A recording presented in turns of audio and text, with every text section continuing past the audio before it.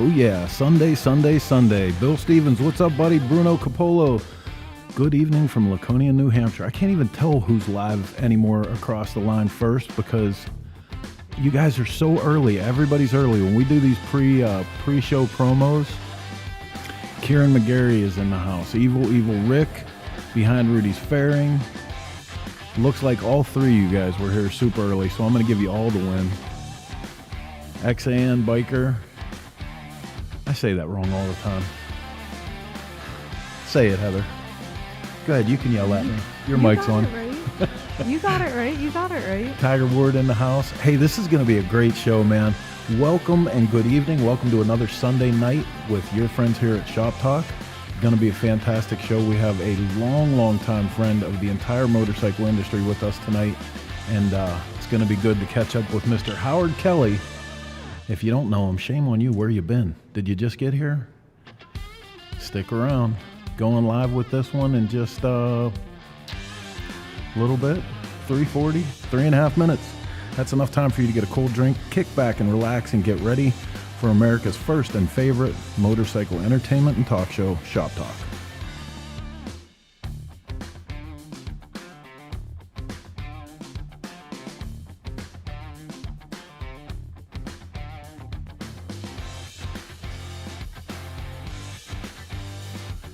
So XAN said, I got it right this time. See, I am the tiny acorn. I can do this. I can do this job. 287 episodes in, and I'm finally catching my groove, man. So good. Bruno Capola, we're doing the fall foliage ride up in New Hampshire this past weekend, then next weekend. Yeah, this is what do you call them, Heather? Peepers? Peepers. The peepers are out. Yeah, it's peeper season. We have two peeper seasons in New England. You have the frog peepers, and then you have the leaf peepers. Oh my goodness. Still enough time to get some good riding in, and boy, we are headed to Tennessee for some killer riding. We got a special guest host in with us tonight. I'm not going to ruin it right now. You're going to see in just 2.5 minutes when we go live with this episode. But here's the deal. You do not have to be just another observer. You can jump in and be part of this show anywhere you're watching this from. Any of the 15 channels we're broadcasting Shop Talk from tonight. All you have to do is put your comment in there. It'll come up on our screen, and we'll make you a part of the show. Your comments, questions, concerns, live for Heather to talk about. Bill Stevens, you got to hang tight. You're going to find out what's new at S&S right along with us. Yep. And behind Rudy's Fairing, I'll take one of those too, please. I hate when that song stops like that. It makes me panic. I want to grab the board. You're the one that does the music, dude. I know. How can you not know? Minute and a half, we're going live. Get ready.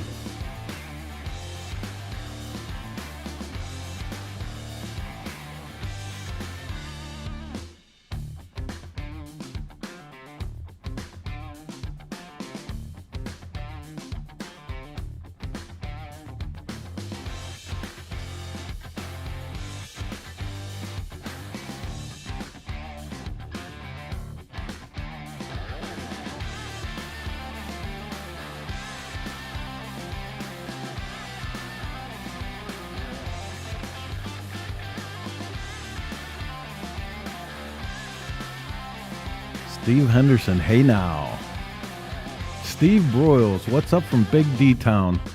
Big Matt, North Carolina. Matt, I hope you're somewhere safe and dry. Good evening, everyone from Western Pennsylvania. Rob Miller in the house with us. So hey, look, man, 46 seconds. I think that's close enough for us to get this one rolling. Let's pull this one out of the station, up onto the track, and go live with this week's episode of Shop Talk. Here we go.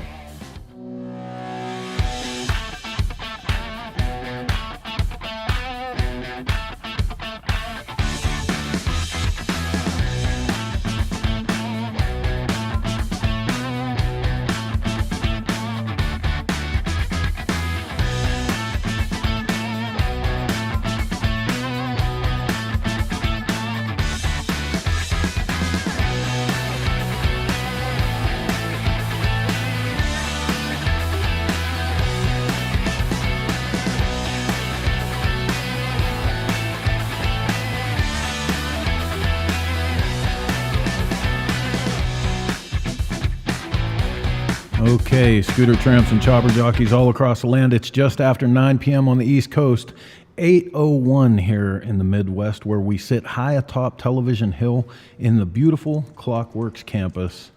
And normally I would tell you I'm joined by my crew, but it's not my regular crew. Look at this.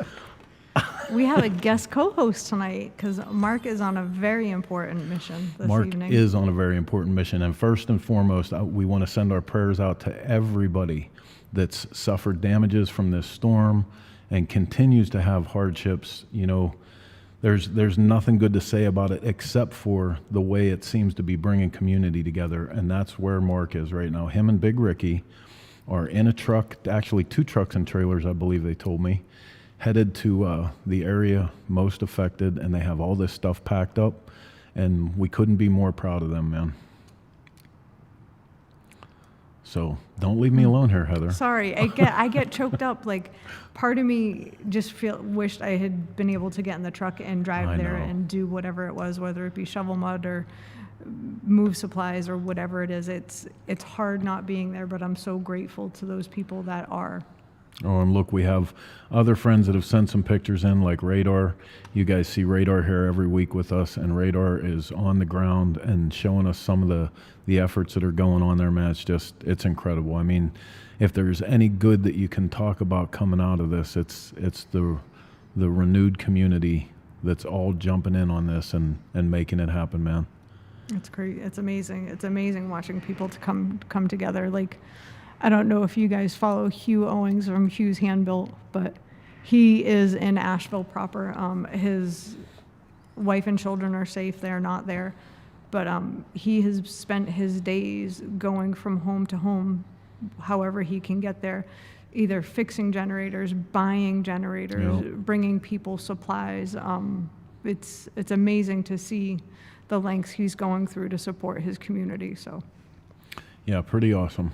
Pretty awesome, man. So, Mr. Clock, it's all about you. You're in the hot seat tonight. No, I was just afraid when Heather didn't say anything. I thought maybe she passed out. oh, dude. We just finally finished the west end of the building here today, and the last coat of epoxy went on thanks to Mr. Brett Stahl, and it is hot up in here right now. Dude, so if any one of us just tips backwards, it's because we got fumigated. It's over. Dude, Can't help is. it. Sorry. If we all go down, call 911 because there's something wrong. If it's just one of us, it's okay. You can just stay tuned. I don't want to be critical, and I wasn't the first one to say anything, but we were sitting up here like we've been here for the last few hours because it takes a little bit to get all this stuff together, and we're both just kind of like, you know, eyes watering a little bit, and it's like I finally looked at Heather. I was like, what the hell is that smell? Like, it's the epoxy. If my spelling is off, it's because I really can't see the screen, so work with me. This will be the first time in my life I've been high, so it's first time for everything. Stay tuned. It Nice. promises to be interesting. Can you Bagger imagine? Bader. Can you imagine Heather on pot? No. Oh my dear There's a God. reason, no. Check this out, Bagger Bader. I've got clocked twice this month. First, I bought an orange windshield for my road glide, and then an I/O mount. Dude, the phone That's holder is awesome. I love that. that is the shit. I love that. Brian ruined me with that phone holder. It's just a thing. It just happens, you know. I think, you know, for me, what's going on there in North Carolina is just so gut-wrenching because we've been flooded here at Clockworks a couple of times now, and you know what it does to your house. You know what it does to all your belongings, all the stuff. And, you know, Dwayne Stevens at Will City in Asheville, Dustin Maben down there in Hendersonville, North Carolina, our friends at Olean's and their whole community got wiped out.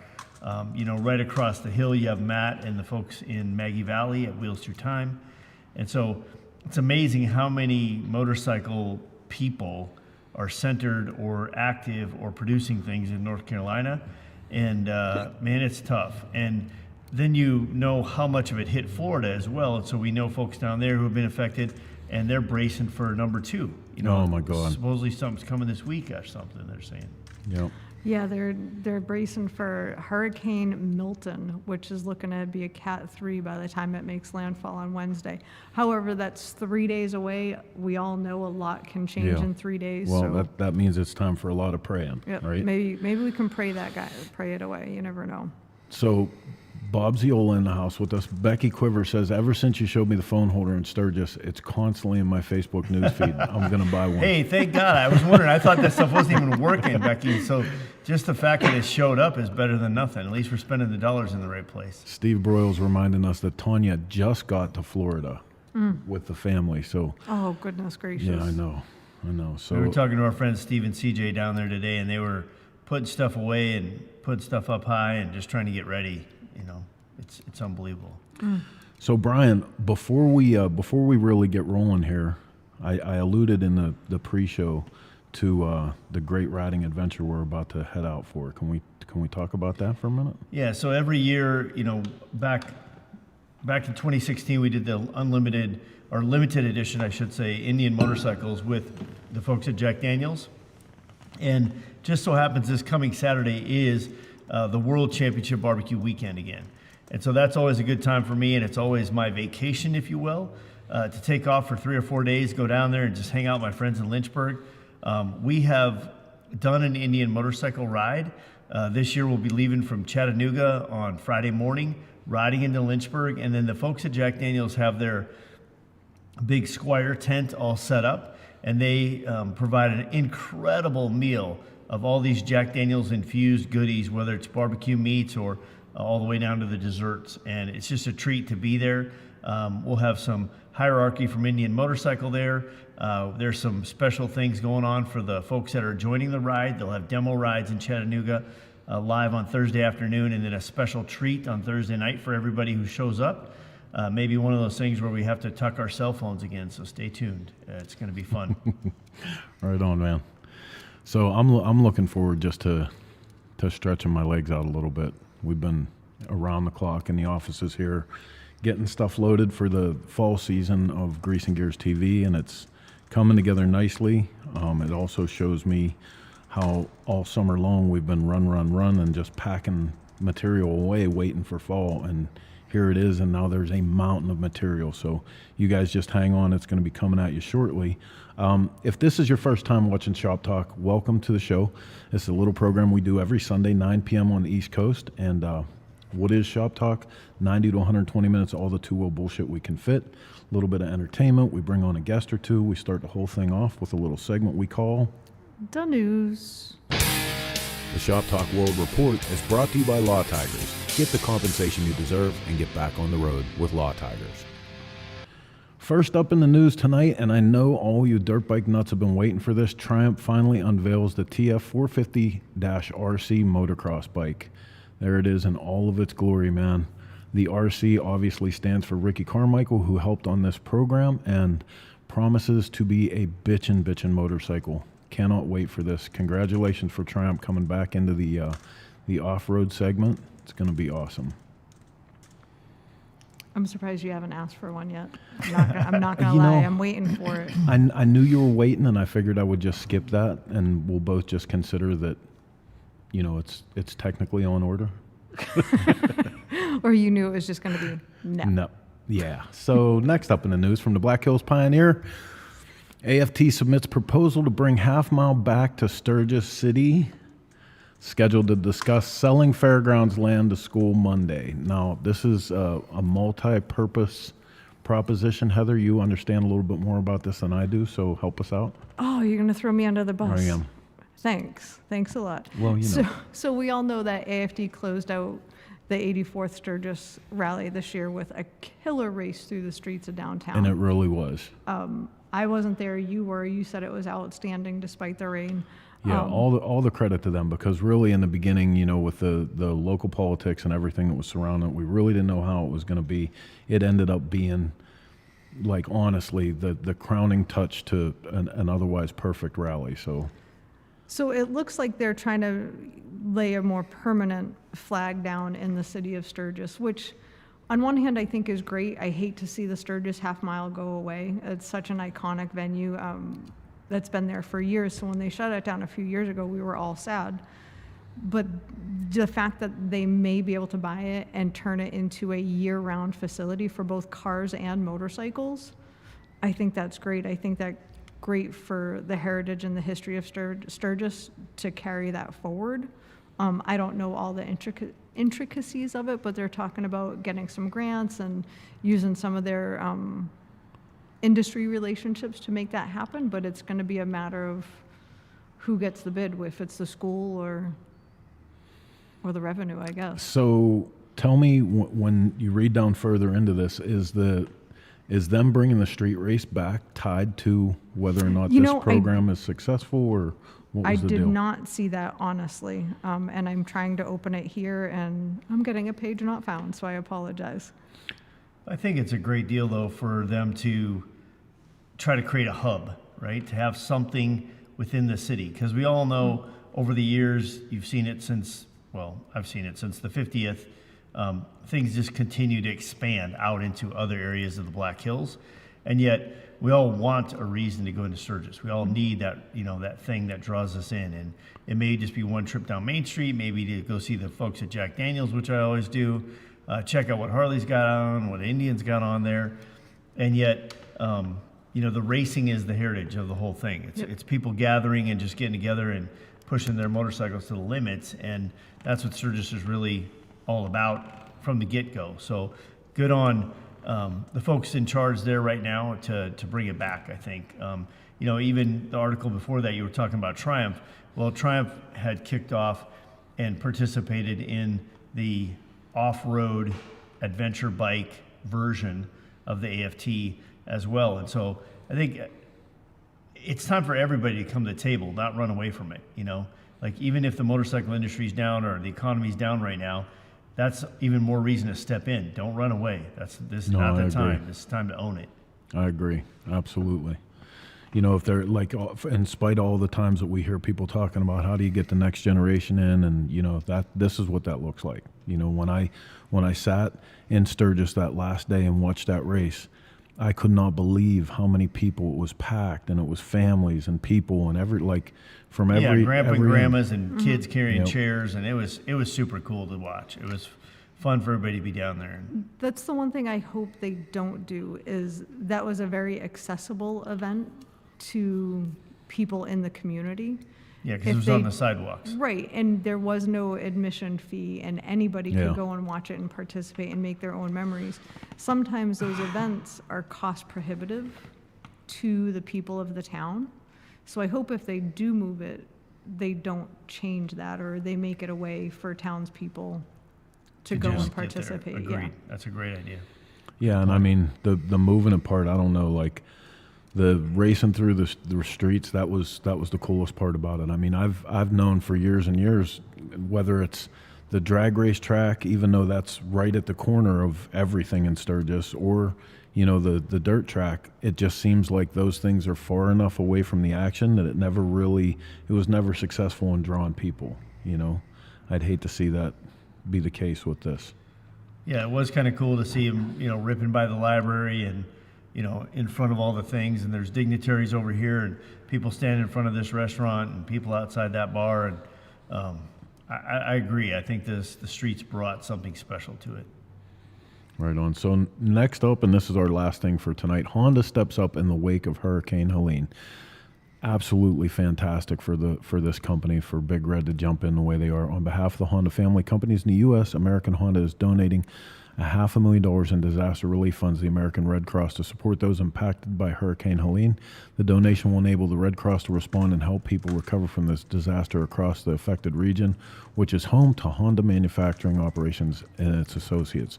North Carolina-based Honda Aircraft is also providing Honda Jet to transport humanitarian relief aid to hard-hit areas of the region.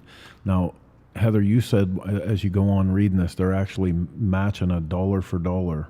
Yep, for their employees and associates. If they want to donate to the relief fund, Honda will match that for each person up to $1,000, which I think is outstanding because, some people, depending on their pay scale or income level, may only be able to donate $100. Well, just by turning that into $2, or, that's half a pallet of water right now. That was the crazy thing. So our friend Mark Hendricks is boots on the ground there already too, and he launched an effort where he was telling people to send their donations or to send their pallets of water. Turns out it's $500. You can have an entire pallet of water actually shipped out of Amazon. Yep. He was saying. And Mark took a whole bunch of stuff down into the area. Couple trucks, couple trailers. He was working his dealership, so Tobacco Road Harley, and what was the other dealer down there? Crossroads, I think. Yeah. In Wilmington, North Carolina. And those guys, guys in Wilmington were taking UTVs and whatever they had to get the stuff out to people, to get the supplies out to where they needed to get to them. Yep. So It's crazy. good stuff going on for everybody, but do yourself a favor, man. If it's a $5 bill, find a way to plug it in to everything that's going on, because when you think about like literally no infrastructure, no water. Our one friend that she was talking about was talking to Mark on his way down, and Mark said, "Hey, what do you need down there?" And you said, "Look, people are sending money." He said, "I bought like 24 generators." He said, "The problem is I have no extension cords." He said, "So bring as many extension cords as you can." Like you don't think about it. I know here, Brian, right? When mosquito season hit, the next day in the store there was no mosquito spray, like at all. So as soon as there's an overwhelming need for things, the stores run out. Oh man, here comes Mark. Yeah, Mark, here comes Mark. I know I'm not as good looking as you. Come on. Why's he got to go there right away? What? Listen. I don't have your lower third up. What are you talking about? He doesn't look like you. He's doing pretty good. He's doing all right. He got the flannel on. He's part of the flannel mafia. Right? Yeah, but like I said, man, if you get a chance to help out anywhere you can, and Mark, if you have the opportunity, I don't know what you did with the phone connection down there, if they actually have cell phone service where you're at. If you do, if you have the ability, I sent you the link. You can log in. We'd be happy to hear from you. He said they don't have enough service right now to log in. I think the hardest thing is like you said, it's the things that you don't think of or that you take for granted that people are missing. Yeah, look, Kieran says toilet paper, towels, spring water, all good. Basics, Yeah. even food. I mean, like I know I've seen a couple restaurants, like One National, Tupelo Honey. They have one restaurant in Asheville that they were able to get open quickly, and they just have their doors open all day, every day while supplies last. And they're just feeding their community. You can come in, get a hot meal, whatever you need. Oh man, Mark and Big Rick are saying they got no service, and yet Rick's saying I need a hat because I went from a 4-head to a 5-head to a 6-head. Hey Ricky, come on! I've been doing this a minute. Why do you think Mark wears the hat? Hey, You guys are rude. And Ricky's gonna tell somebody about needing a hat? Are you Right? kidding me? You can see your reflection in that sucker. I almost grabbed a hold of you the last time I was next to you to try to tell my fortune. Nice. Oh, nice. All right, man. Very So, hey, listen, Let's jump in. This is going south. you're watching Shop Talk here on the Dennis Kirk Motorcycle Studio Network. I appreciate you being here with us. We're going to take a look at a cool feature bike, but when we come back on the other side, Mr. Howard Kelly is waiting in the wings for us to bring him on, and we got some great stuff catching up with Howard and just welcome him back into live and active service in the motorcycle industry. Can't wait for that. But listen, don't go anywhere. We're going to look at this cool feature bike. We'll be right back with more Shop Talk. Out of Focus is brought to you by Garage Build. Submit your build, share your passion. Powered by Dennis Kirk.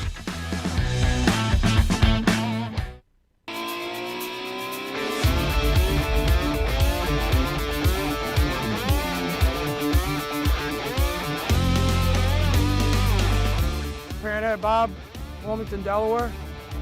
It's a 48 panhead. The motor, transmission, all numbers matching, run really well.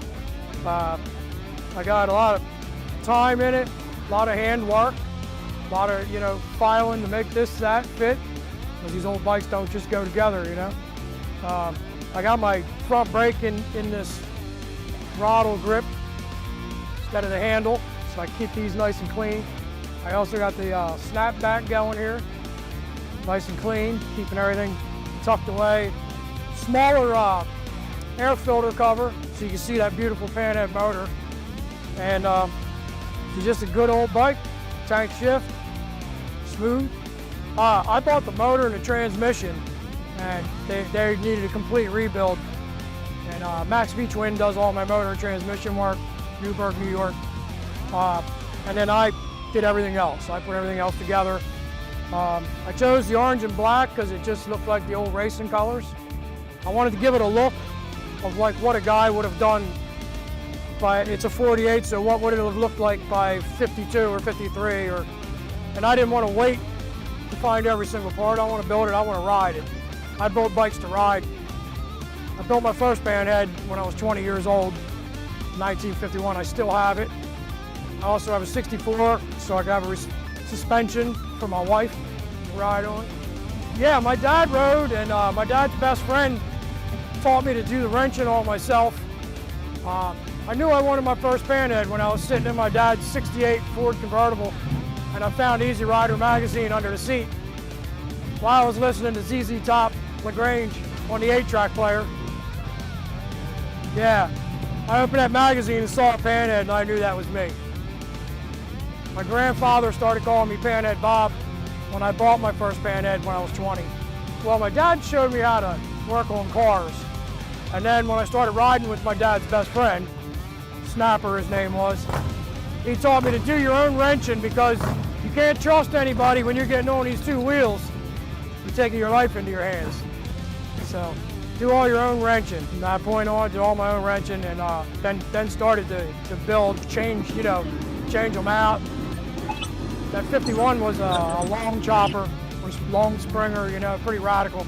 Big ape hangers on it, you know what I mean? Bouncing down there with the springer. I want to change it back because it's a bobber now, and I want to go back to the chopper look. My next project, actually. Hardest thing of riding on an old bike. Keeping people away from scratching it. No. I guess, the suicide clutch, I think, is something that's hard to get used to. This is a rocker clutch, so you can jam it down and, kind of, you're clutched out then, you're good to go. But, if your foot comes off of that suicide clutch, you're going to hop along. Especially if you're in traffic in Daytona, you got to find neutral. I'm Panhead Bob from Wilmington, Delaware, and I'm a Dennis Kirk garage builder.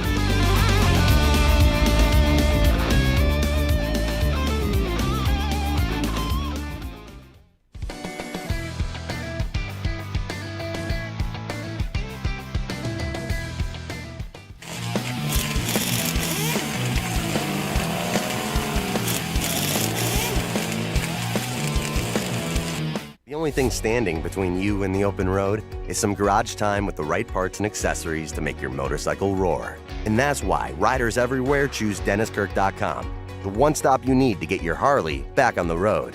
Our knowledgeable tech staff will help you navigate our more than 185,000 parts, apparel, and accessories that are ready to ship today, with free shipping on all orders over $89. So tune up your ride and get ready for the next adventure. Ride more, wait less. Dennis Kirk. This is Rick from RKB, and you're watching ShopTalk. Whether riding takes you from A to B or just lets you escape, there's a flow to the road you share. So go with it. Eyes open, and always have the Law Tigers by your side. If you've been injured in a motorcycle accident, visit us at lawtigers.com. Law Tigers, America's motorcycle lawyers. Okay, welcome back to the Dennis Kirk Motorcycle Studio. I know I promised you guys we were going straight to the guest, but I feel like this is an official news program now. I want to say this just in. This just in. Do we actually have him with us? There we are. Go ahead. Hey, there you go. Oh, wait a minute. Okay, try again. Can you hear us now? Yep. And Brian, you look fabulous. Yeah, it's because I'll never get that beard, nor can I pull off that Tom Selleck shirt thing that Rick's got going on over there. Look at, dude, I'll tell you what, that chest hair is so sexy right now, I can't even stand it. Should have seen me on the Zoom call naked. I'm glad we didn't. Well, listen, man, we were giving you guys the shouts of praise, and we just wanted to personally thank both of you for your efforts, what you're doing. You guys, Radar, Mark Hendricks, so many people that we know have jumped into action, and we're super, super proud of you guys. Well, this credit's got to go to Rick and Carol and their church. They're the ones that put this together, and obviously, Rick has 940 trailers, so we had to flip a coin to figure out which one we're going to bring. But to get down there and bring some help to these people is pretty much, we all sort of feel like, you owe that. You know, everybody's gone out of the way to help us when we were down. Figured it's time to pay back a little bit. And I mean, if you know Rick and Carol well enough, they're always willing to pitch in and give people a hand. And you know, I think I had heard you earlier talking about Hugh and the wiring and like, man, there's so many people. I had asked Hugh, hey man, is there something specifically that you know you and your wife and kids are craving that we can bring you? And his reply was, all I want to do is help these people around here. No. So mad props to Hugh Owens. That dude is probably one of the best. I love him to death. Well, you guys, in the middle of all of this sincerity, I have to put it out there that Karen McGarry wants to know, did Ricky import that chest hair from Italy?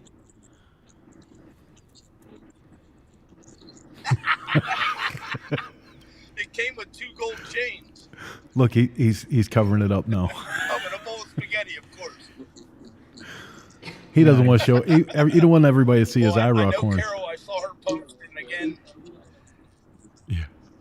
Yeah. Now suddenly Carol's silent too. What happened? She's one of the people that helped put this together. What's that?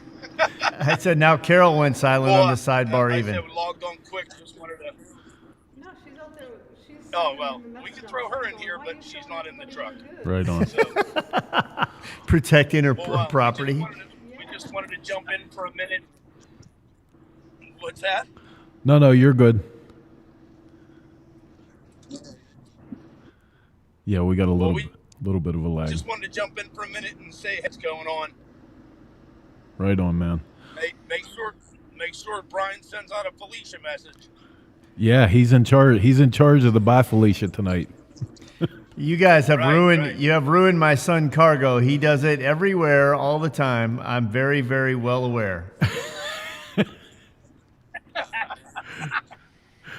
All right, man. You guys be safe. We'll talk to you when you get back. All right, man. See you. All right. So good, huh? So good. We did ruin Cargo with that. Yes. So we talk about Bye Felicia, but now we're ready to say hi Howard. That's right. Where's Howard Kelly at? We should bring him on, right? Let's not dally. Just Hanging Out in the Shop is brought to you by Spectro Oils. Made in I the said USA dally. since 1966, Jesus, I'm getting the old. best oil on planet Earth. Howard, what's up, man? Hey guys, how's it going? Oh my God, it's fantastic to talk to you. Look at that. It's Howard Kelly. Look at me in a hotel room in La Crosse, Wisconsin. Nice. It's a good spot to be in. Yeah, so first of all, Howard, welcome back. I mean, you and I were talking the whole time you were away from the motorcycle industry, but it's so good to have you back. And on top of that, it's not even just you. Brian was saying earlier, it's like putting the whole band back together. Yep. So I'm back at S&S Cycle. So that's started September 7th at the Drag Specialties MVP show, which was kind of weird to walk in and just see everybody. But walking alongside me, who started 3 months earlier than me, is Charlie Hedaya. So Charlie's back at S&S. I'm back at S&S. And next week, Jeremy Gilbert comes back to S&S. So, yeah, we're kind of putting the band back together. S&S is investing in bringing the right people back to get things done, and it's exciting. I mean, it's really exciting. Of the last 6 weeks, I've been in Wisconsin, 4 of them. So, Heather, I know Brian and I both know rodeo very well. Do you remember rodeo? I think I do know rodeo. You got to do your mic cable again. Do I need a new mic cable? Hey. No. Yes. No. Nope. Just push Brian out of the way. Nobody Yeah, wants that's to hear fine. him Nobody anyway. wants to see me anyway. No, I'm excited about it because, you know, with Charlie being there and rodeo being back, it doesn't matter if you go by and you see Scott or you see, Torger, you see all the guys, right? And know everybody that's there. And it's like, dang, this is so cool. And all of a sudden it just seems like there's so much synergies. And even to see you guys for just a few minutes at MVP and to walk by the booth, I honestly felt like it was like turning back the clock with all the new technology. I was like, holy cow, like I know you and I know you and I know you, but now all of a sudden they're talking about new bikes and about, you know, all the different motor builds and all the different ways to make power. And I'm like, oh my goodness, this is so fun, you know? But the cool thing is, like, my main focus being back there is reminding S&S has been doing a great job of new stuff, and the M series and performance and all of that.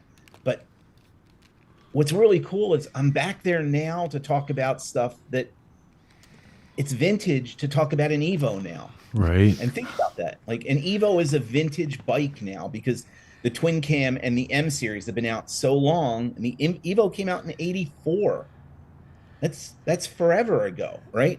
But those parts now, like, I get to talk about them again, and I get to push them out to people, because with the price of a new Harley being intimidating for a lot of people, the idea of picking up an old Evo, putting an S&S 96 or 111 in it, fixing up the transmission, doing a little bit better brakes, you've got a great bike for a lot less money than a new bike. And that's some of the stuff I want to talk about with S&S, and remind people that you can build something really cool, really reliable, and not spend a fortune. What was funny about that for me was literally 1 year ago at MVP, Scott from S&S, Scotty was telling Shelton and Ryan, a couple of young guys that work here at the shop. Ryan's building a Softail. Shelton just got his FXR done and actually won the smoke out. And so these guys are building bikes in their sheds at home, and it was super fun to hear them talking to Scotty about the 111 and what should we do and what about this motor, what about that motor, and then what if we fuel injected it, right? And so it's like, okay, here's these young kids, but they got to bring in that technology, even though S&S has been known for their carburetor for the whole life of the company. And he just helped them walk right through the fire, and Shelton's bike works so dang good, it's unbelievable. You know, and he first got turned on to that at Born Free. We're with the guys from San Diego Customs, and man, now I just forgot his name. Hulk. You know, the guy who puts all their bikes up on the rack. He works for Microsoft or Google or something, but he's there and he's just this monster person, right? And it's not Chip or Mikey. And all of a sudden he walks over to his FXR and we're getting all ready to leave, and he hits the button. That thing fires off and sounds like a cannon. It's amazing. Yeah. And it's a 111 that's been worked over by the guys at San Diego Customs. And again, it's fuel injected. And Shelton's eyes just lit up. He goes, okay, that's it. I'm doing this. And he was running for the tunnel, you know? So same technology, but you're right, Howard. It's an Evo motor, and these kids are just making them faster and cooler. Yeah, there's so many, like, I got back, and the first thing that landed in my lap with, thank goodness I've got this great team that's there. I've got Caleb, Cody, and Matt, and we're working on the 2025 catalog right now, and it's 552 pages. Wow. Wait a minute. What did you just say? You're working on the what? The 2025 S&S catalog. Like a real print catalog. Print, yes, with the holes punched in it so you can put it in the binder on the counter. Nice. God bless America. Paper still works. Print is not dead. No, it's not. But, you know, when you think about, like, in a shop, if you're at the parts counter and somebody wants something, you have a catalog. You've got Post-its on certain pages because you know it's a commonly asked for thing, and you can flip to it and answer all the questions right from that. It's not the same as when you save a web page on your browser and try to turn the computer around to show somebody something, right? You just pull the catalog out, show it. So that's really, like, it's an incredible amount of work. But I will say, if you're watching this, Caleb, I promise you when the catalog is done, there's going to be fun things for you to work on. Right now, Caleb is in catalog misery because it's 552 pages. Yeah, it sounds like Chris this last week. He was dying from data as he was downloading all the Grease and Gears TV things and trying to figure everything out. He's like, he comes walking by. You had to get more coffee. He goes, I don't really know where I'm going. I'm just on a data walk. I got to get out of my office. Like, okay. It was painful. Hey, you know, a couple things real quick. Like, first of all, when you're talking about Shelton and the young guys sitting around and, you know, taking all this stuff in and doing their own thing. Isn't it crazy that it's still Scotty?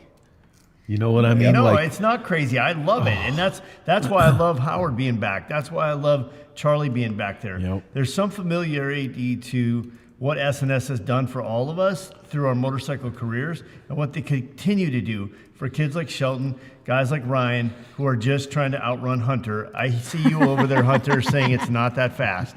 Only a little faster. so Steve Broyles wanted me to tell you he uses catalogs in his shop every day. Just ask me. That's where we built the Panhead. He taught me how to use catalogs with a service manual and a parts manual all at the same time and navigate the shelves. Becky Quiver is saying she's talking about the IMA and asking how is S&S dealing with the right to repair? Anything coming out of S&S on that front? I have no information on that right now. I'm in week 6 of being back there, so I know that I'm heading next week. Yeah, next Tuesday. I'm doing my first return to an MIC meeting in California. Oh, right on. So I'm going to try and get caught up on a lot of the legislative and things that are going on with MIC, so I can start bringing that back out through S&S. Right on. So, I mean, Chris did start, 6 months before me, so he's a little ahead of me in business and all that. We've talked about this 100 times. I tell everybody who takes a tour here, Chris is the leader. I get it, okay? But, man, Howard, you've been there for my entire career, honestly. And I want to roll the Wayback Machine to 1997, I believe it was. And we had a FXR that we built as a chopper. And I jumped on a bike and took a ride with Danny Gray and a bunch of hamsters, and we headed over into Wyoming. And when I came back, Dan Cheeseman and Chris Weber were so danged excited because they couldn't tell me fast enough that they just shot that yellow motorcycle with Howard Kelly at Hot Bike. And I said, "Oh my God, you did not." And they said, "No, we did, Brian." And I'm like, "You better not have." And they're like, "No, we did. We thought you'd be excited." I go, "That just opened up a can of whoop ass." Because what we did now is we're in a 700 square foot single car garage in Mitchell, South Dakota. And I know what Howard Kelly has done with Hot Bike. And so that era was a special kind of magical time. And you put that out there, and next thing you know, I'm getting calls from New Jersey, and guys are saying, "Hey, I saw that FXR you did. Can you build my frame?" I'm like, "No, I barely built that one. Jesus, I'm just lucky I got one done, And it was just a great opportunity. And then the next thing you know, we were shooting in Laughlin behind the casino, and you shot Mike O'Connor's Bear Elegance Softail, and that was my first ever cover, and I will never forget that. And so thank you for that, and it was fun to be out there at the same time in the same dusty, dirty desert lot was none other than Aaron Green and Matt Hotch. Mm-hmm. Couple legends in motorcycling right there. And so for me to even be a part of that was a big deal. Howard, I just can't thank you enough. I mean, I don't even know what to say. That we're friends. But no, those were great days. That's the thing that a lot of people don't. You have to be our age or close to our age to have experienced that period in the motorcycle industry. When Harley was only building 75,000 bikes a year, and there was a year wait, and it was $10,000 and $15,000 over invoice to buy a stock Harley, the custom world exploded. And that was right around the time when S&S first released the complete S&S 96-inch engine. Right. See how I tied that together? But that opened up a world of bikes for people to be able to build. You could buy a frame, buy an engine, buy a transmission, buy sheet metal, and have a bike together in less time than the wait period for a new Harley that you were just going to modify anyway. It was such an amazing time. And I remember, Brian, your stuff, and you mentioned Matt, and you mentioned Aaron, and all those guys were just getting started back then. And it was the greatest thrill for me was to put one of you guys in the magazine and get the phone call from you 4 months later that people are calling every day. People are asking me to buy this, and if I can buy that, and if I can get this done on their bike. And that was amazing. And Chris understands this better than anyone on the call. Every year that I did Hot Bike and I did Street Chopper, I had 12 best friends and 144 people who hated me. 12 people got on the cover. Oh yeah. And 100 and some didn't. And when back then, like Brian, back in the time you're talking about, the cover made your career. When you got on the cover of Hot Bike, American Iron, Easy Rider, Ironworks, any of those magazines, that was it.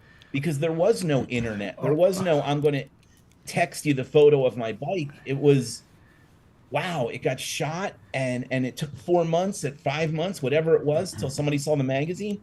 But then everybody you knew called and said, hey, I saw your bike when I was at the supermarket. Yeah, my phone wasn't at the supermarket. Well, it was on the cover of the magazine. Yeah, my phone rang. It was Tom Chapman. Tom was working for Bassani, and he said, hey, Daryl wants to know if we can send you a pipe for that orange bike that was just on the cover. I'm like, what do you mean? I already have a pipe on there. He's like, no, we're just going to give it to you. And could you bring that bike to Cincinnati? And I'm like, okay, this seems really weird. Like, you're from California and you're going to send me exhaust to Mitchell, South Dakota. Okay, yeah, we'll do it. We came into Cincinnati and I had shot a picture up against the hair salon, which is right next door here. And we walked into Cincinnati. You go there frequently? There was, clearly, I don't need to. 25-foot banner with our bike on it hanging over the Bassani booth. Wow. And, for a bunch of kids from Mitchell, South Dakota, we thought we had just won the Super Bowl. It was a really cool deal. And Howard, you said it was a thrill for you. I thought your thrill was wheeling everything that any factory would let you touch. Well, you got to have a hobby. And yours is wheelies. Don't lie to us. Oh, yeah. I've done a few. People still. A few?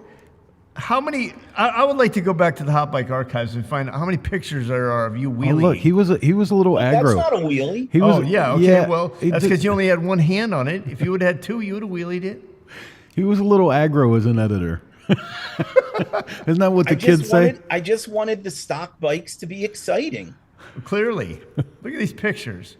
Wait, this is the one I want to talk about. Holy that shit. mullet though, dude. Yeah, like, Donnie and I were carrying on the mullet tradition. And the greatest thing about that's at one of Jesse's very early no love parties. Yeah. Jesse had cut his hair like a week before. Jesse used to rock the mullet just as much. That is all business in the front and party in the rear. But you look at Donnie. It's the same Donnie today, just with grayer hair. No shit. Oh yeah, he has not changed. I think that was 1997. Wait a minute though. It's not the same Donnie. That's because Jesse didn't have Bacardi. I don't see any yellow straws out of the top of that thing. He does have the yellow bandana going. Yep. Right on. So, you was guys. Paul Yaffe's shirt too. The Cars Suck shirt. Yeah. Beyond, Paul Yaffe's from the Beyond Bolt-On apparel. Beyond Bolt-On days. Yep. So you guys talking about Howard's passion for the way he would fill up the magazine, and how much excitement you can tell he had giving out those covers, making sure people got featured and the credit. That ended up culminating into what I continue to refer to as the greatest custom motorcycle promotion that ever happened in our entire industry, hands down. Howard Kelly was responsible for the fury behind the S&S 50th anniversary. And if you young kids are out there and don't know what I'm talking about. Wait. I was just a part of it. Oh. There was Brett, there was James Simonelli, there was Charlie, Tommy Smith, Michael Scaletta. There was so many people. Listen, and I don't want anybody to think that I'm taking credit for that. I appreciate your candor in that, but having worked with you the way that I did, there was so much of this that you could tell that you had handmade, you hand fashioned how this was going to go down, and you brought the magazine element to a company like S&S in the way that you handled this. You really did, and you have to take that credit for it, because it made it bigger for so many of us than anything that was going on at the time. It really was. Chris, when you and I were catching up, you reminded me about the conference call. Yeah. And I had completely forgotten about that. Why don't you tell that story, since you remember it better than I do? It was the coolest thing. For the kids, you guys have to remember, this was a time where there was probably 18 or 20 custom motorcycle magazines on the national newsstands. It was 2008, so they can get the perspective. We were very competitive. So if somebody got a bike feature, like if I got a hold of Brian Clock and his latest bike was going to be in my magazine, none of the other magazines would touch it. And that was a gentleman's agreement that we all had. Well, when it came to the S&S 50th, so Howard and the guys from S&S laid down. I gotta fill in a little bit for you here. Go ahead. Again, because not everybody knows about the 50th. What we did is we invited 50 builders from around the world to build 50 bikes on S&S engines to compete for a $50,000 grand prize. And the judges of the contest were going to be the 50 builders. They were going to decide what the best bike in the show was. So now go ahead, Chris, because I think that helps people understand what you're going to talk about.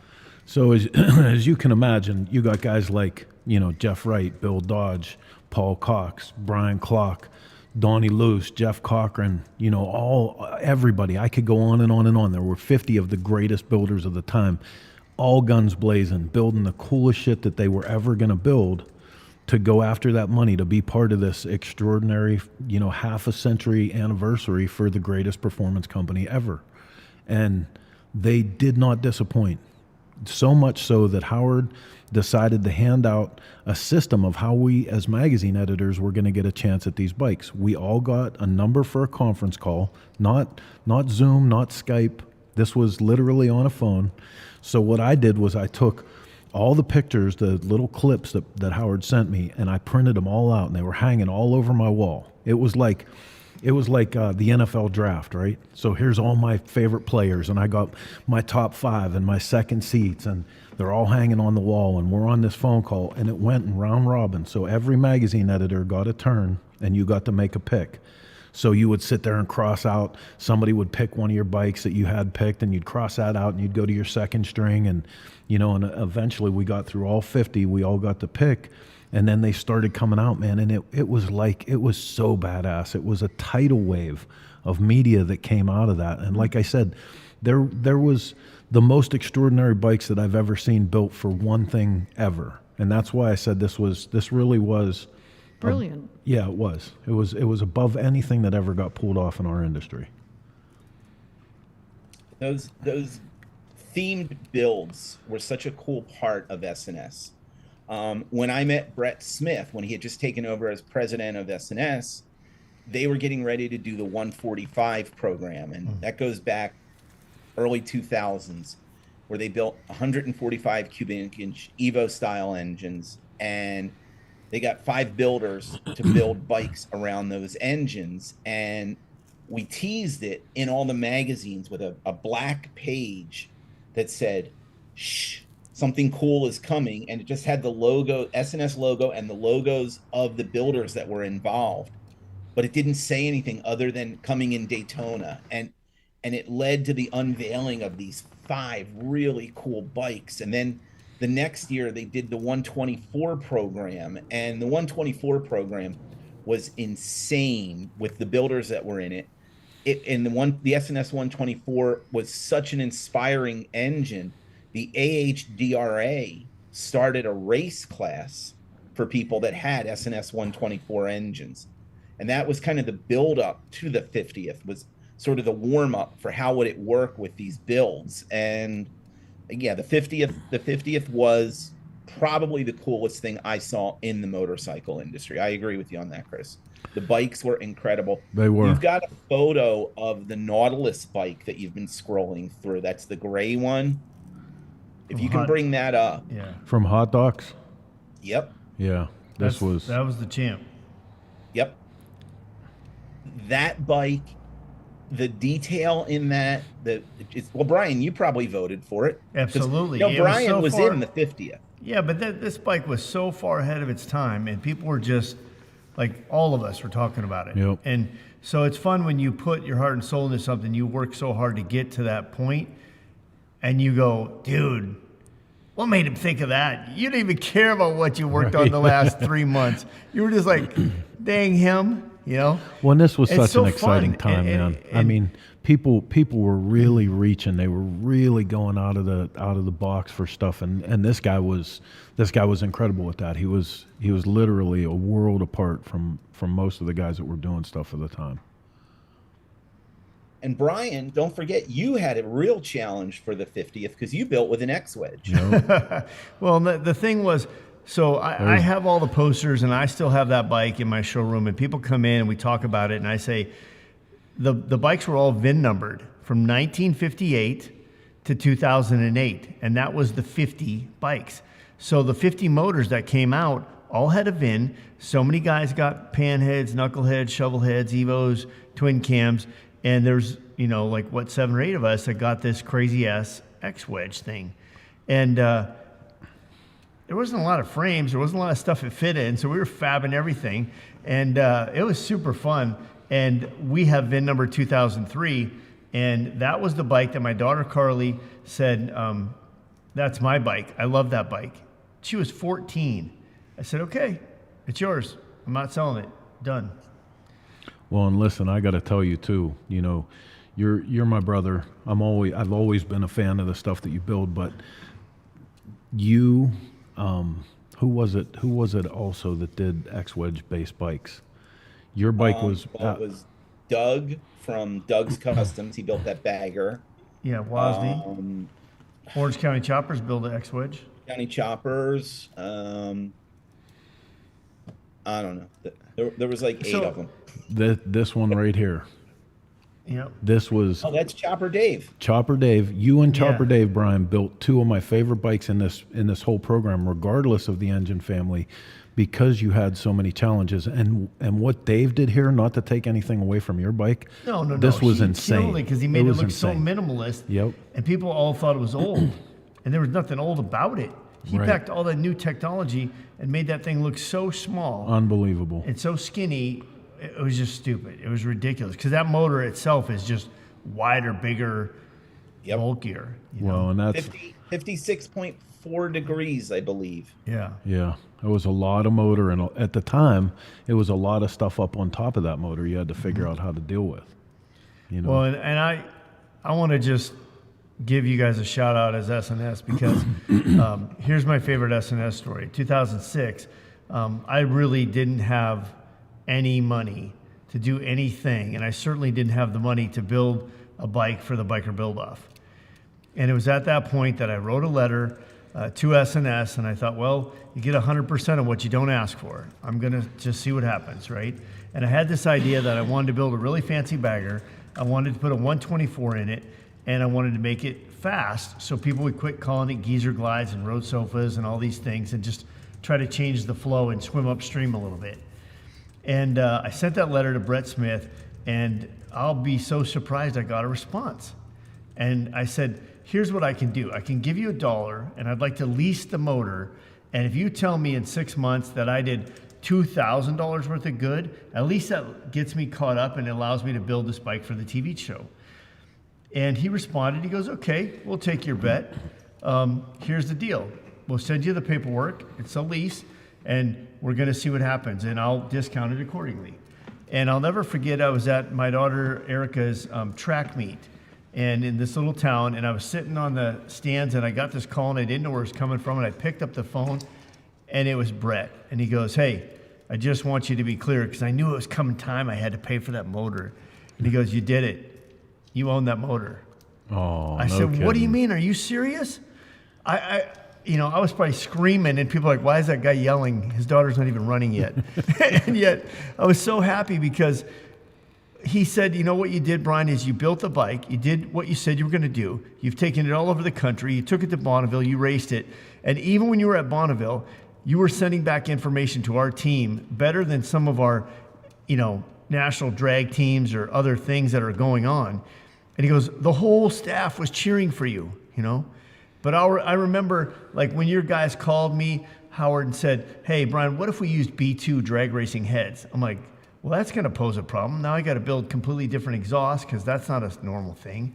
And they're like, yeah, but it would be so much better. And then all of a sudden, here comes John Olson and Torger, I think it was, and they delivered that thing in a minivan. So special delivery from Wisconsin. In a minivan, they bring the biggest, baddest, gnarliest motor I could ever thought of. And it changed the course of my career. And so thanks to S&S, thanks to Brett Smith, thanks to you guys for believing in me, maybe more than I believed in myself at that point. Wasn't that the bike that led to you doing windshields? Absolutely, that's 100%. It was known as the WFB for Way Fast Bagger. Then it became the world famous bagger because we won the build off. Then it became the world's fastest bagger because we actually set the land speed record at Bonneville. And all the way home, I just had to figure out how to get that front end to sit down so we could go faster. Because it wasn't that the motor was out of power, it just wouldn't sit down. So Howard, Oliver Ham is asking, Skeeter Todd built a Turbo X wedge at one point, right? Yes. It was in one of his baggers that were basically suspension, brakes. He did everything right. Skeeter understood motorcycle chassis. So he knew if he was going to make the bike fast, he had to make the suspension work right, he had to make the brakes work right, but it still looked like a big white bagger. So just a couple of the other bikes to close out on, how impressive the S&S 50th was. I would be remiss if I didn't bring up Paul Cox. This motorcycle was incredible for so many reasons. Yep. And the name of it was the Sword of Damocles. And I'm not sure how many people actually know why Paul would have named that bike what he did, but you do. Go ahead and tell us. Well, I do. You're the trivia master. Just let it out. I'm sorry. I get like that. I'm almost like Norm from Cheers every once in a while. No, now you are. Just say it. You are. Just go ahead. Larry had this thing that he used to say all the time about, as he got more popularity and more success, he would tell Bambi, would confide in his girl, that he always felt like the sword of Damocles was hanging over his head. And if you read about this story, it's an incredible story about, the court jester looking at the emperor and thinking he had it made, until one day he let him sit in the throne and he looked above him and there was a sword of Damocles hanging by a hair. Well, the fact that Paul, in a tribute to Larry after Larry passed away, did this bike and named it that, it stuck to me. Like it resonates with the purity that was that whole crew, But an incredible motorcycle. On top of that, Jeff Wright's bike was one of the sickest of the deal. I think I actually got this for one of our magazines. So many great bikes though, incredible. Again, I can't say enough about it. Just really makes me wish that those times were coming back around again, because it was a glorious time in motorcycling. How do you know they aren't? They just said they're doing a 550-page catalog, dude. Print. I know. That's this man right here. But see, I said to him, he told me something earlier in pre-show, and I was like, God, Howard, I love you. You're not there 5 minutes. You're already stirring shit with a giant paddle. You want to show that picture? Yeah, let's go to that. So I'll tell you the story behind that. When Brett Smith and Mark Platt were talking to me about coming back to work at S&S, we went to an offsite meeting in Florida. And while we were there, Brett said, look, when you're back, I want you to do something about DEI. And I looked at him, I'm like, I hate DEI. I just worked in the corporate world for almost 7 years. He said, no, I want you to do S&S DEI. And I went, oh, okay, that'll be fun. So we came up with the S&S DEI policy, which is design, engineer, and innovate. And we use that every single day in everything that we do. And I can't tell you the number of reposts and shares, and that post exploded. So well, especially in the face of everything that the motor company has gone through in the last 6 months or so with all the DEI stuff. And I mean the whole world, man. Like honestly, most of us are just so fed up with this shit, and for you to find a way to bring some levity to it, good on you. Well, Brett challenged me, said, hey, come up with something. And I said, okay. So I worked with the team back in the office, and this is what we came up with. And it's been fun. It's been a lot of fun. So, But, you know, a couple people, okay, you don't like it, don't look at it, but it's us. It's what we believe in. There's American flags around the shop, and that's the way it's going to be. yep. It's awesome. Love it. So I'm curious about rodeo. What has rodeo been doing? Wait. Before I just realized something, because Nancy's watching, and I want her to know that I'm saying hi to her, because she said to me, "Why did you put our picture?" And I'm like, "Because you matter." So rodeo, back to rodeo. Wait, I want to see Nancy. Rodeo's not as good looking as Nancy. Yeah, tell us about Nancy. You Chris did has got send the her picture. picture. She's got to be pretty special. Okay, hang on. I'm getting there. He's crazy clicking. There he is. There he is. Okay. Oh, Jesus. The better half of Howard. See, I just think when I think I have it, I lose it. Okay. Nancy and I, that was in Panguitch, Utah, on vacation. Nice. Perfect. Okay. Nancy lives in. I met Nancy in Vegas, which is where I live now, and she's awesome. And she's sacrificing because you're in lacrosse a lot all of a sudden. Well, for right now, once things settle, I'll be in Viola once a month. Right now, I'm here as much as I need to be. But yeah, she's awesome. She's everything you could possibly want in a best friend and a girlfriend, all rolled into one. Good on you, Howard. You get brownie points for that one. Wait a minute. No, that's true. She gets all the brownie points over here too. Don't let anybody kid anybody. We all live the same life. Oh, yeah. We all outpunted our coverage. So let's go back to rodeo for a minute. Tell me about rodeo, because rodeo was a dear friend of mine. I feel terrible that I've lost touch with him over the years. Well, you're going to be back in touch with him starting on the 14th. He'll be at S&S senior something of special projects. I forget what his title is. Something to do with special projects, but he's going to be involved in everything we're doing moving forward. He's going to be heavily involved in what we do with what we consider to be the real vintage engines, which are the KN, the SH, and the P series engines. He'll be very involved in stuff we're doing with engineering for them. Okay. Awesome. And which will lighten the load on Charlie, because, you know, Charlie's the other expert besides Scotty. Poor Charlie. I called him up the other day, and I was throwing like 50 questions at him, and I could tell he was probably reading 2 or 3 things and probably had an armful of paperwork. He wasn't listening to a damn word that I said, and still managed to navigate a half an answer out for me. But I was like, "Hey, man, I'm gonna let you go for right now. Maybe we'll catch up again later." He was like, "Okay, man, good to talk to you." Well, I think it's important in the light of what's going on in the economy. Like a lot of bikes are showing up that are really reasonable, right? Whether it's a $4,000 Dyna, $4,000 Softail, to me that's really reasonable. And it just seems like, wow, you get all these building blocks, and sometimes all you need to do is freshen up the motor. No different than Shelton putting that 111 in his FXR. And so for me, that's exciting. The fact that you guys are embracing the S and the K and the P series motors and really pushing them back out there, I'm hoping that means we're going to see some frames come out of retirement. I hope it means we're going to see some people building some stuff again. There's probably stuff stashed in attics. I know I have some, and my wife will be the first to tell you. She'll probably try to sell it to you. That there's a frame sitting over here, and that needs this, and there's a frame sitting over here that needs that. And I think the more we have these opportunities and the more there's a reason to build, the more we will build. And I think it's just healthy for our industry. Yep, well, absolutely. I love that you said that, Brian, because I still love seeing what people create. I mean, you know, modifying a stock bike is the core of S&S, right? The carburetor, the push rods. I mean, that's where the company was born from.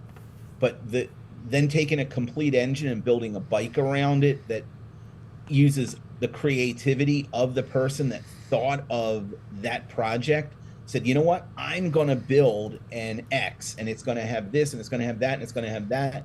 And they build that bike in their head, and then seeing it get put together in a garage and then it shows up somewhere, that's cool. That's really cool. So I'm excited to be back involved with that and helping people with projects, and occasionally hearing from people saying, hey, Howard, what do you think if I were to do this? Oh, okay. Well, Kieran, I would do that, okay, on the sidebar. You could do this too. Yeah, on the sidebar, Howard, Kieran is saying, I have a Kenny Boyce Pro Street frame if anyone wants it. Oh my God. All right, so Kieran, I have one too, and my wife is going to kill me, but I think I'm going to start building it. I love it. So, Kieran. That's what we're talking about right there. Stir it, keep it going. Kieran, I know about 50 guys right now that want your phone number. That's awesome. So here's something just to get off topic of the build stuff. Does S&S have any comment officially or otherwise that you'd like to share on the changes in the AFT rules? No, we just won the Bagger Series. We're pretty happy right now. Okay. Well, and I think that's one of the things, Howard, that most people don't know how heavily involved in all the racing that S&S is. I mean, you guys have, single-handedly pushed the Indian motorcycle everything to the top echelon. I mean, say what you want, but you guys got involved right off the get-go, and, Jared Mees just went GOAT. I mean, he is the greatest of all time. He won 10 championships, more than anybody. Did it on your product, right? Tyler just won the bagger thing. I mean, Troy just won the bagger thing, on the Challenger. And, love it or hate it, you can, root for Harley all you want, root for Indian all you want. It doesn't really matter. But what S&S does is it permeates the diversity across all levels. And when you look back at that 50th anniversary thing that we all did, it was 50 builders, not from Wisconsin. It was 50 builders from around the world. Yep. And we, the builders, voted on the best. And the best of all the bikes went to a guy from Japan. Hot Dog was out of Japan. And so S&S is a global powerhouse for performance that started out with a really, really fast motorcycle and goes all the way back to the days of the Tramp and just crushing life. And so the fact that they're bringing the band back together, I hope the whole industry's paying attention. Print catalog, we're bringing some of the old guys back, we're bringing building back. Stay tuned. I think it's a great thing. Wait a minute, you mean this whole thing isn't going to be influencer driven? Oh, don't get me go. I thought this show was going really well for a minute there. It is going really well still. I'm just saying. I've been back. Hey, they want a picture of the since challenge. September 7th, and I've had at least a half a dozen emails. Oh, I've got an Instagram channel. A lot of people are into it. I was wondering if you could give me a motor. Yeah. No. They won. People were asking on the sidebar to see the winning bike from the 50th again. Let me bring that back up while we're talking. Hot Doc. The bike's name was Nautilus. Nautilus, yep. I'm surprised I didn't know that. Oh, it wasn't one of the ones that we got. That's why. You didn't get it in your magazine, Chris. Yeah, there it is right there. But it was extraordinary. And I mean, he made everything for that bike in his shop. He didn't farm any of it out. Yeah, the oil tank casting, the frame castings. I mean, you start with the aesthetics of it, and it just went deeper and deeper and deeper in all the little mechanical bits. It was so cool. Yeah, probably even the collector. And that makes me think. This is the greatest thing about having paper magazines and shit to look back on, because when I think about this time period, probably him and Bill Dodge were the only guys really starting to use collectors like this, like almost metric kind of collectors and dirt bike stuff, and there wasn't a lot of guys doing that yet. It was a neat time. It really was. Absolutely was. So What's next?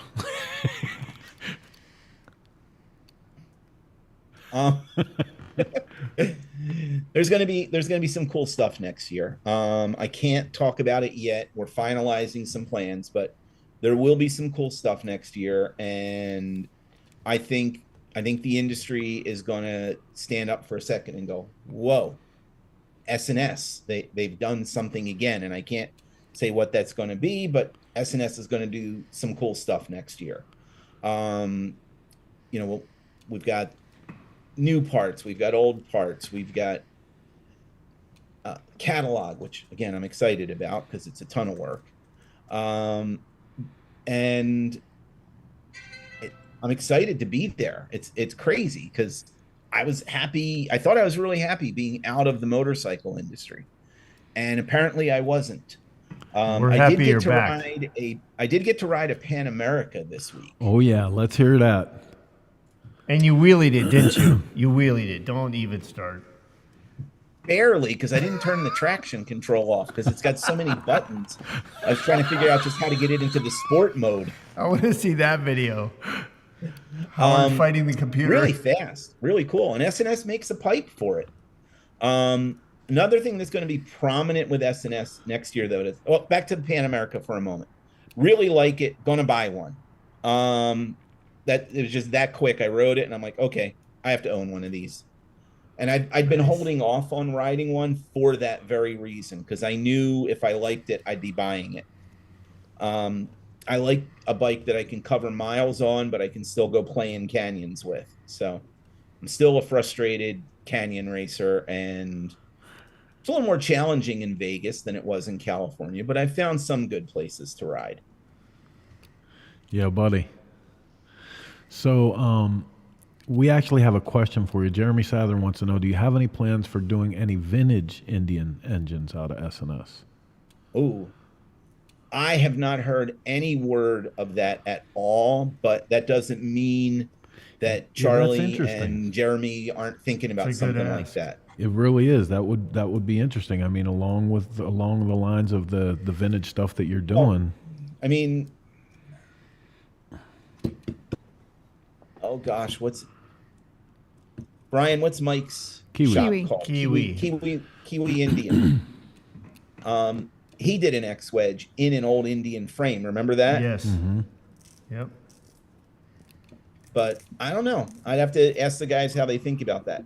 What is going to be prominent for us is a little more promotion of our EPA lab. So a lot of the stuff we build is California compliant because we own an EPA emissions lab that we can test things on, which lets people be able to modify bikes in California legally. Uh-huh. That's, it's a bummer that EPA gets involved in that stuff, but we're still trying to find ways to make power and still be able to follow the law so you're not going to get fined and all that great stuff. So next year, there's going to be a little bit of focus on that EPA lab, a little more information for people with that. Charlie, myself, Hunter Klee, and a few other fellas, we're going to go to the AIM show in February. Well, it's going to be in Vegas, so I'm already going to be there. And bring some of our emission stuff so we can educate the industry on what we do with that. Well, and I got to tell you something too. If you guys are not familiar with this, some of the technology that S&S has been putting down, they've found a way to combine different metals and stuff in their cats. They're actually making more performance out of motorcycles with cats on them. Last time I was up there, I got a little bit of an education on it. It's pretty impressive. Yeah, their facilities are so cool. It's a tour. Like, we've been fortunate enough to go through them. And even me, I'm not so much a motor nerd per se. I don't understand a lot of it, but the work that they put into testing everything is so impressive, and their process is so cool to see. Like, I was completely enthralled. So I think it's neat that you're going to be sharing some of your processes with people. Yeah, for me, I think what happens is people talk about cats, and as soon as you talk about catalytic converter, everybody's like, "Oops, shut off. I'm not talking to you anymore. I'm out." Right. And yet, that's the point that you're bringing, Howard, is that more education needs to happen. And the EPA, while yeah, it's something we're all scared of or we're all afraid of. The minute you face your fear and the minute you tackle it head on is the minute you overcome it and you come up with a solution. And that's exactly what S&S is doing in the face of all this regulation. Exactly. And Jan Smith, the guy who runs the emission lab, he does amazing things. He can look at all those 17-page EPA documents. He reads it and he comes out and he goes, okay, here's what we need to do. And he's amazing with that. So there's so many great people at S&S. Just so many people that bring such a value to what we do. Like nobody ever talks about it, but Jeff Bailey, he's one of the engineers. He's the head engineer there now. He's been there since long before I got there the first time I went to S&S, and he's set Bonneville records and a whole bunch of race records and stuff. And he's there every day, just, okay, here's the new stuff we need to do, and here's what we can do to make stuff go faster, and here's what we can do to make stuff more reliable. And like, he's just one of those unsung heroes of the place. And, you know, Howard, I feel spoiled because I know Jeff and I know all those guys, and I'm friends with them on Facebook, so I see what they're building or what they're bringing out of the archives or what they're playing with or what they're solving. It doesn't matter if it's a project on their deck at home or if it's, you know, an old Mustang that they're playing with. It's just super fun. And that's what makes the S&S team so great, is just solving problems, facing challenges and solving problems. This is a good opportunity for me to plug something. Chris, if you could go back to the S&S Instagram page. Okay. I'm on it. There's a little black tool, looks like a little round circle thing. That is a new tool for installing exhaust gaskets. So they always go in straight and flush. How did no one ever think of that? It's so easy. Dude. Okay, I want to. Yeah, that means he's going to lose one. Yeah. And then Heather will find it and say, why'd you buy the other one? Because we knew he'd lose one. That's what has to happen. That's just how it goes. I buy shit in twos because I'm getting older, Brian. Okay, fair enough. They should admit it. That's well, aren't first you guys step. sharing a shop? So Brian would likely steal one anyway. Yeah. But that can happen. Everything Brian gets like that goes immediately to the toy shed, and that's where things go to die. You never see it. If I take it to the toy shed, it's over. Oh, so good. You know, there was one of the guys, Tiger on here, was asking about what does Howard think about the new Sportster S? And I have to think that, you know, because you're already a fan of the Pan America, Sportster S is equally as fun and inviting for you because you're just embracing the technology. Yep, exactly. That the RA1250 motor it's just a great motor. I was surprised when I rode it. You know, it's in the Pan America, it's a 150 horsepower engine. It's a little detuned in the Sportster S. So it means there's potential to make the Sportster S faster, because if you can make the same engine that's in the Pan America make 150 horsepower, got to be a way to make the Sportster S make 150 horsepower. And then that Sportster S becomes terrifyingly fun. I can see it coming now. RA1250 motor tour with Howard Kelly. Viva Lost Wages. Perfect. Viva Lost Wages? Is that what you said? Yeah. Bring it, everybody. Let's go to Vegas and let's ride the desert on our RA1250 anything. Hey, put in whatever you want.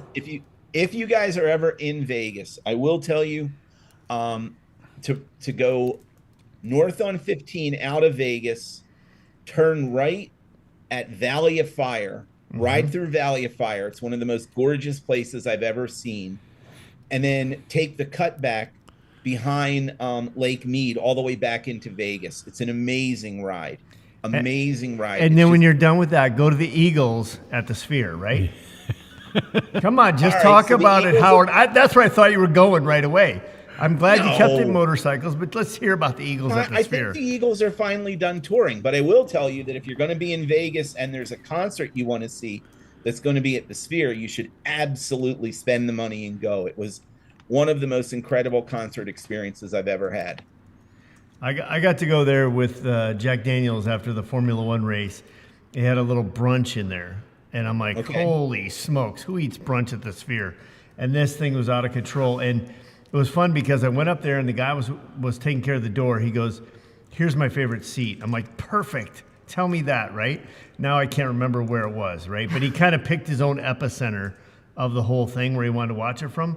But we walked all over and sat everywhere, and there's really not a bad seat in the house. It's amazing. No, it's 164,000 speakers inside of there. Wow.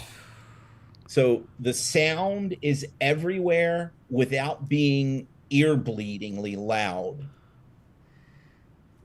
Yeah, agreed. Agreed. If you go on my Instagram somewhere, I think I posted some videos. Up top right, go back, up. Oh, look at that! Me doing a wheelie on a chopper. Surprise! Wow, check it out. I can only play 2 seconds of that. But that sound is recorded from the 4th level of the Sphere on an iPhone. And look that I'm at the just holding up stage. in the air. Look at you the see stage. how far away the stage is from me, right? But I mean, compare this to traditional concert venues. It's a little tiny stage with a couple little lights down there. Yeah. You know? Yeah, because the color's all around you. The whole thing's surrounding you. Yeah. And you feel like the sound is coming from underneath your seat, out of your armrest. You're like, this is incredible. How do they do this? I agree with Howard. It's 100% They do it with cool. 164,000 speakers. I didn't know that. That's good to know. See? So I'm not the only one that occupies the space of Cliff Clavin. People like to know stuff, Brian. Hey, Steve Broyles, can I borrow one of your RA 1250 so I can go on that ride with Howard at Viva Las Wages? He said he's got the Pan America and the Sportster S both.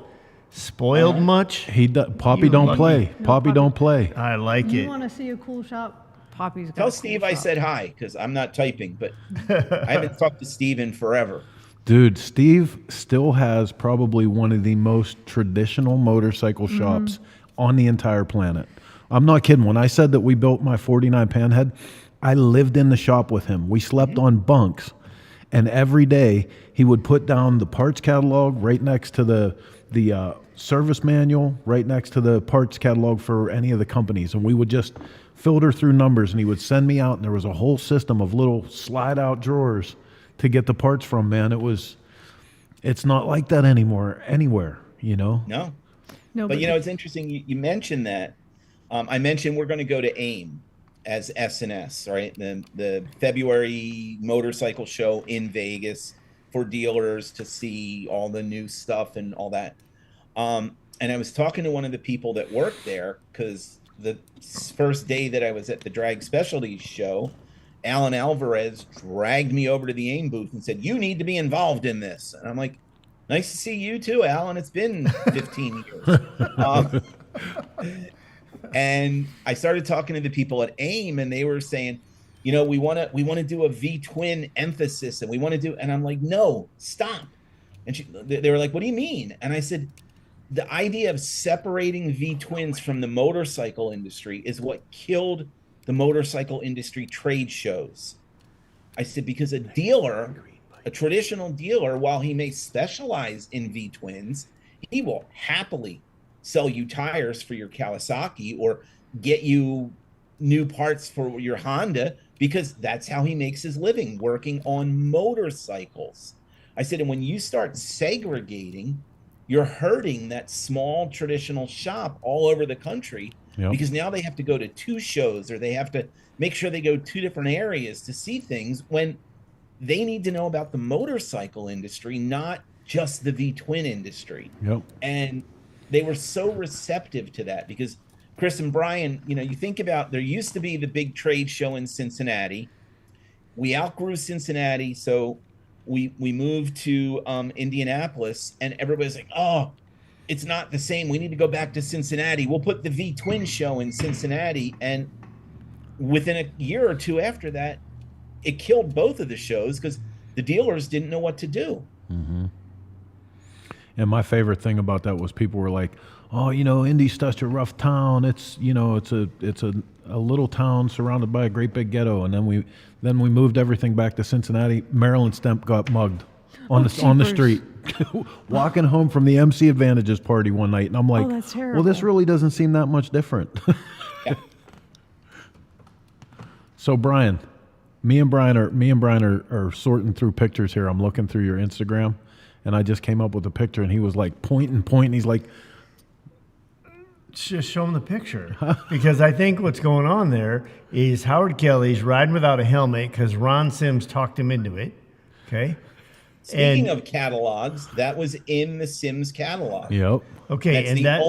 That's the only time anybody has ever seen me ride without a helmet, jacket, all that stuff. And I would like to point out that Ron and I did have matching sneakers back then. long before Sons of Anarchy made white leather high tops popular, Ron and I were doing it. For sure, absolutely. And Ron and you probably just came from hitting the iron pile at that point too, because for God's Yeah, sake, they're you were both both buff. bulging. I believe that green bike ultimately became red. I believe it's owned by Gray Lampkin out of Kansas City. No kidding. And I believe it lives in the Sturgis Motorcycle Museum today, right now. That used to be owned by Mac Turnipseed. Do you remember him, Brian? Yeah, I do. And Mac was the guy who even had those crazy big pipes that were done by Downtown Harley Davidson in Downtown Seattle. Harley in right? Seattle. Yeah. Or You're right. Yeah. Wow. Yeah, that's it. Good piece of history. Yeah, but I believe you can see that bike in red in the Sturgis Motorcycle Museum. And if you're lucky, you'll run across Howard Kelly in Sturgis and you'll get to hang out, do all that. Yeah, I'll be back in Daytona and Sturgis this year. Nice. So good. That's awesome. Well, we're happy to have you back. We're happy to have you and Charlie back. And Chris is apparently very happy to have rodeo back. I don't have the pleasure of knowing rodeo. Come on, you told me you love rodeos. I love rodeos. I don't know that Well, then rodeo. that's though. okay. Then A I should. rodeo's a Then I'll rodeo's love a them. I guess. rodeo. Okay. No, Why no. you gotta be so... No, there is only one of these rodeos. Oh, see? Here we go. There's only boy. one Jeremy. I'm telling you right now. Yeah, buddy. Well, listen, Howard, officially it is fantastic to have you back. Please take advantage of this platform like I know you will. Anytime you want to jump in, if it's for 5 or 10 minutes to tell us about something that's going on at S&S, if it's something that you want to drag one of your racers, builders, whatever on and let some information out for the world, please know that you have an open invitation here anytime. That's awesome, Chris. Thank you. Heather, sir. thank you for coordinating. And Brian, get a hat. Get a hat.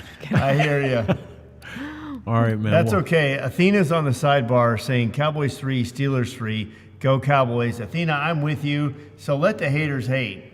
From the 5 head to the 6 head to the Dallas Cowboys, Listen, I'm in on all of it. I'm not even going to go there with you. You're not going to bait me into this whole Cowboy Steelers thing on the air. We're talking about motorcycles. It's not going to happen. We're not doing football tonight.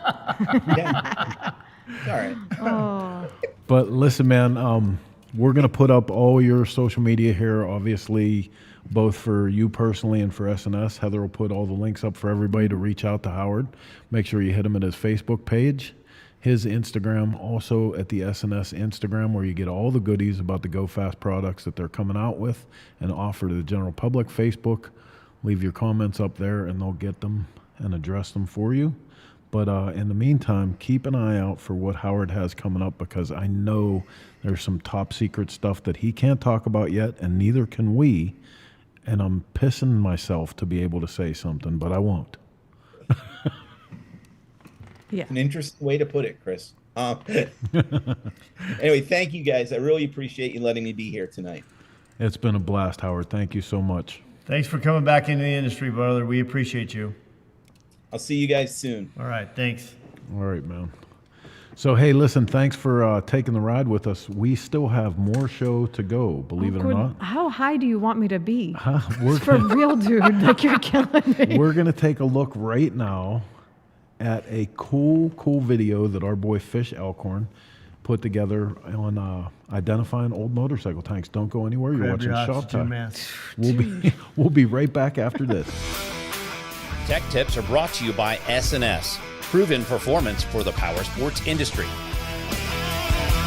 What's going on, everybody? Fish from Alleyway Customs here. Today we're going to talk about some gas tank stuff.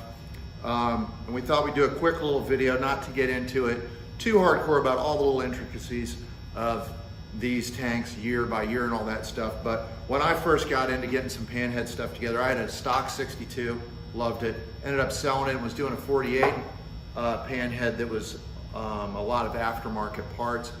And I didn't know why the gas tanks looked so crappy.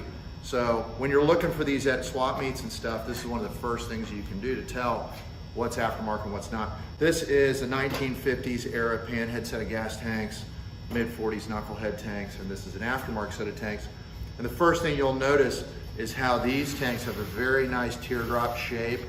They continue to not have a flat spot down here, both of these stock ones. But when we get over here to these aftermarket ones, big flat spot area, and that'll affect how they fit on the frame. Obviously the stuff that was made by the factory fits on a factory frame really nicely, but that's one of the first things you can see, and then it goes on down the line from there with filler necks are different. You know, these have the lower profile factory. This is a nice beefy set of tanks, don't get me wrong. These are old and thin, but they have all the different, this has a vent crossover, still has the same stock fuel setup, but all the other stuff underneath it, when you get into it, you'll notice that all of your brackets and stuff, these were bolted together because we had them hanging. All your brackets and stuff, they're real thin. They're usually got a lot of monkey business that people have done over the years and what have you, a lot of weld repairs and stuff. And you'll notice these ones right here, man, they just look too good to be true. And that's because it is. These ones are beefed up. They actually have the aftermarket company Zell stamped in the side here, you know, and you'll see a lot of stuff where they have your third mount point here that has to go through. These clearances, as everybody knows that has done all this restoration stuff, these clearances back here are very tight to get that T-bar to go through in here. And you'll see where some people, you know, a nice factory set will have these kind of untampered with. But when we get into the aftermarket set, again, seems too good to be true. So that's just a few things. Maybe we'll do another video to elaborate on some other stuff. But for now, we just figured that might be helpful, save you some time like I didn't know when I was at swap meets, trying to find the right stuff and not get ripped off. So thanks for checking it out. You guys have a good day.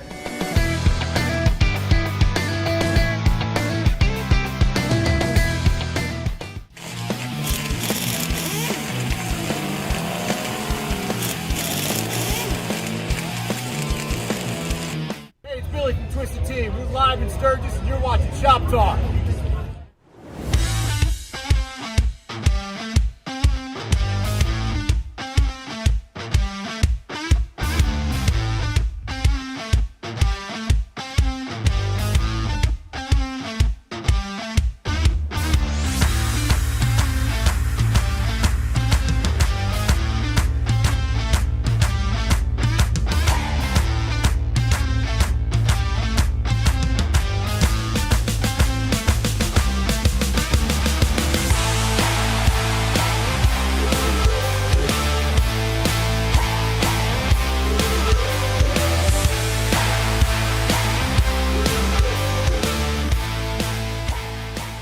Okay, welcome back to the Dennis Kirk Motorcycle Studio. You guys are troopers. You're hanging tough with us tonight, going well beyond the 90 to 120 minutes for this show. It was a killer show, though.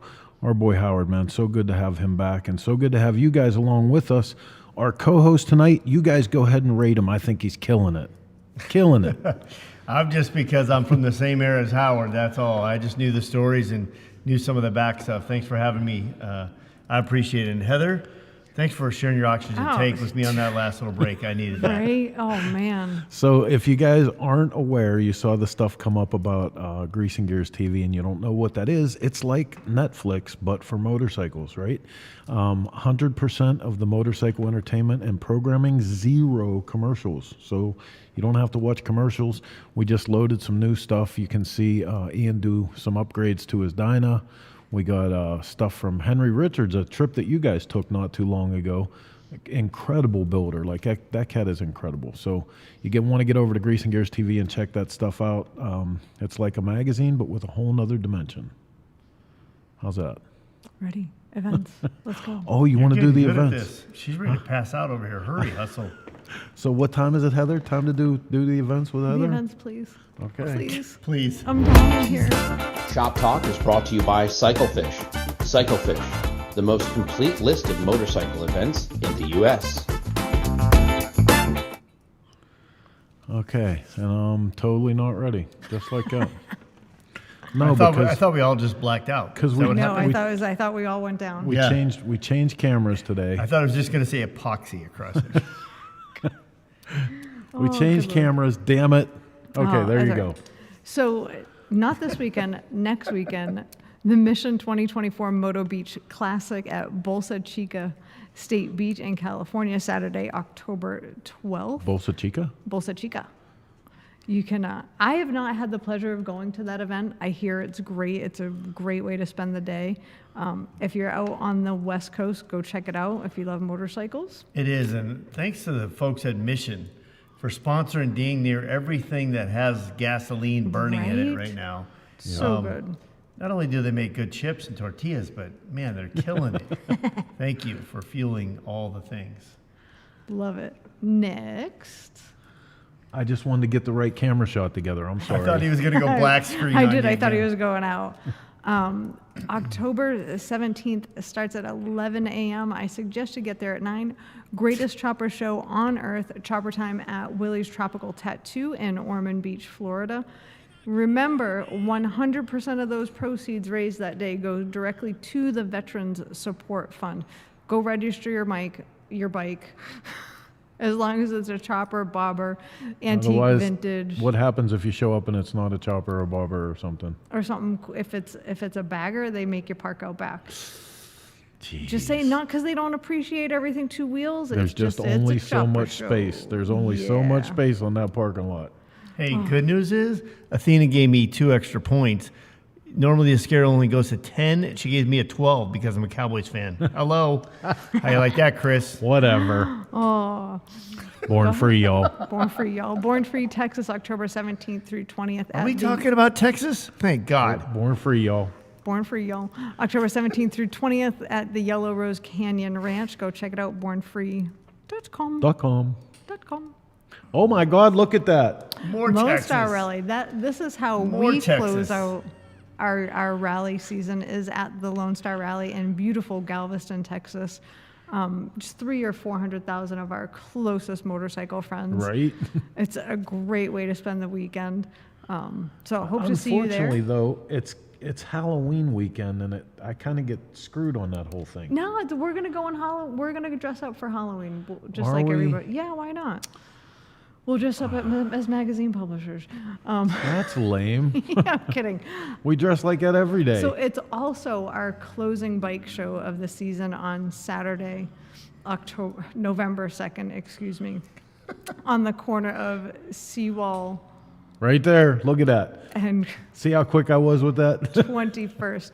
Come see us, look for the Cycle Source booth, register for our bike show on Saturday. Our world famous bike games are on Friday. I don't have the flyer for that. I'm sorry. Oh, are you kidding? I don't want. I'm a little high. Hey, right we'll now. bring you Cut me back some though. slack. We'll bring you back though. Becky Yeah. is on the sidebar telling us a Beta of Wisconsin's 50th 50th anniversary anniversary. next Nice. weekend. Wow, Yeah, dude. let's give it up. Oh my God! Wait a minute. Hold the phones. Roadside Marty is watching ShopTalk. Shut the front door. Shut the front door. Are you kidding me? Am I dying? No, he said he misses you, and Tiger said take another hit. You can make it another 30 minutes. How did Roadside? Who got you on the interwebs? That was funny for me. I'm just saying. Okay. I think that's it.